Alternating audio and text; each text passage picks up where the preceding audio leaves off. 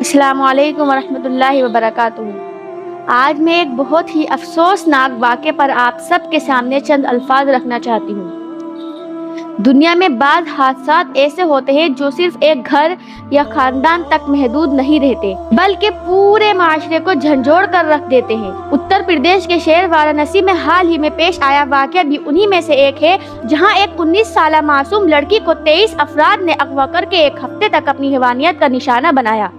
ये कोई कहानी नहीं है, बल्कि हमारी आंखों के सामने हमारे समाज में हमारे कानून के होते हुए पेश आया। हुकूमत के मुजरिमाना खामोशी, क्या हुकूमत सिर्फ इसीलिए है कि वो हर वाक़े पर जांच के नाम पर वक्त जाया न करे? क्या बेटी बचाओ के नारे सिर्फ सियासी जलसों तक महदूद है? जब एक लड़की को दिन दहाड़े अगवा कर लिया जाता है और मुसलसल कई दिनों तक उसकी इज्जत पामाल की जाती है, तो ये महज एक जुर्म नहीं होता, बल्कि ये निज़ाम हुकूमत, कानून, समाज और इंसानी इक़दार की इज्तिमाई नाकामी होती है। अब तक सिर्फ 6 अफराद को गिरफ्तार किया है, बाकी 17 कहाँ हैं? क्या वो जमीन पर गायब हो गए हैं? या कानून की गिरफ्त इतनी कमजोर हो चुकी है कि मुजरिम आजादी से घूम रहे हैं? ऐसा महसूस होता है कि जैसे रियासत सिर्फ कागजों में मौजूद है और कानून सिर्फ कमजोरों के लिए है। इस्लामी शरीयत का अदल व इंसाफ, इस्लाम का कानून वो है जो जुल्म को पनपने नहीं देता, जो न सिर्फ मुजरिमों को सजा देता है बल्कि मजलूम को इज्जत, इत्मीनान और समाजी तहफ़्फ़ुज़ फराहिम करता है। और इस्लाम कहता है, वमन लम यहकुम बिमा अंज़लल्लाहु फउलाइका हुमुज़ ज़ालिमून, और जो अल्लाह के नाजिल करदा अहकाम के मुताबिक फैसला ना करे वही लोग जालिम हैं। इस्लाम में जिना, बिलजबर, रेप एक संगीन जुर्म है जिसकी सजा कत्ल या संसारी है।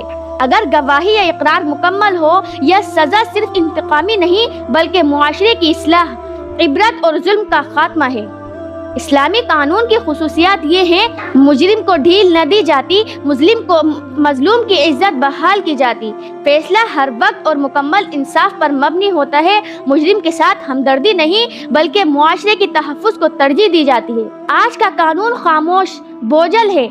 आज का निज़ाम इंसाफ इस कदर कमजोर हो चुका है कि मुतासिर अफराद को पहले तो रिपोर्ट दर्ज कराने में ही रुसवाई का सामना करना पड़ता है, फिर साल साल अदालतों के चक्कर, सबूत, वकील और तारीखें, आखिरकार इंसाफ या तो ताखीर का शिकार हो जाता है या खत्म हो जाता है। क्या ये वो इंसाफ है जिस पर कौम को फख्र है?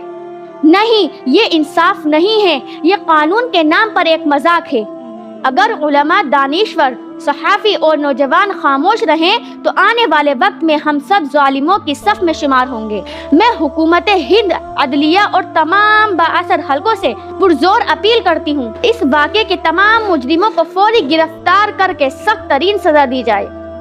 रेप के मुजरिमों के लिए कवानीन को सख्त किया जाए, इस्लामी उसूलों से रहनुमाई लेकर फौरी इंसाफ का इंतजाम बनाया जाए, मजलूमों के लिए तहफ़्फ़ुज़ और उन बहाली के लिए फौरी इक़दामात की जाए। इख्तितामिया, कानून इलाही की तरफ लौटने का वक्त है।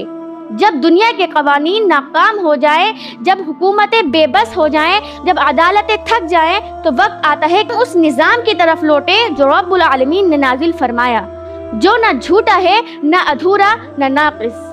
इस्लाम का अदल वो रोशनी है जो अंधेरों को चीर कर मजलूम के हक को जाहिर करता है, जो जालिम को ऐसी सजा देता है कि दूसरा उस राह पर कदम रखने से पहले 100 बार सोचे।